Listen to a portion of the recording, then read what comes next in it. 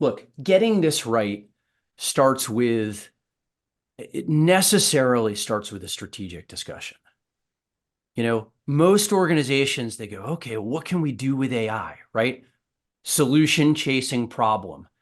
How often has that worked in any domain, right? That's not how it goes. You got to start with the business problem.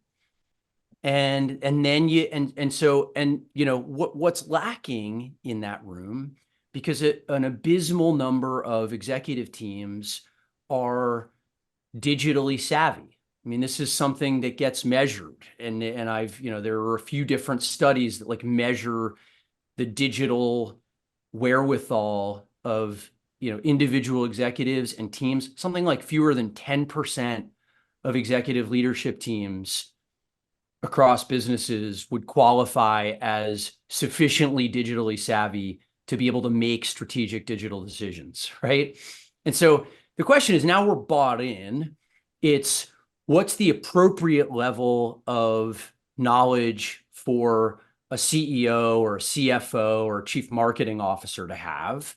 And I think we get that wrong a lot. I see lots of those teams going to MIT boot camps for 3 days where they're trying to teach them about Python, and I'm like, they don't need it. They're never going to use that. They don't need to know that, right? Why do they think they go to those, Charlie? Why do they think that's a Well, because it's MIT and and it's Stanford, and they know, and they'll tell us, and it's important for me to know. And I mean, listen, there's nothing wrong with investing that no, time, no. but given my point of view, which is just how scarce the time of that team is, it's Yeah. not how I would choose to spend it if you gave me the 2 days, right?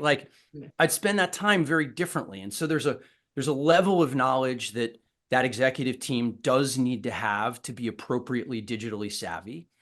But then the other piece of it is, you see the emergence of this new role. This has been a lot of my career, but having a chief data and AI officer who's at the table and who's distinct from a chief information and technology officer, says actually, we recognize that technology assets and data assets are actually two different things.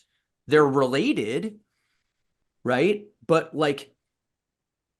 technology it's the metal, and it's the application, it's the code and stuff. Data is very different. Data is the stuff of your business, and it's more about understanding math and understanding information architectures and information flows. It's about understanding, right? So it's a even though there are some people who have enough domain knowledge to be both a CIO or a chief data and analytics officer, and there are people out there like that. Yeah.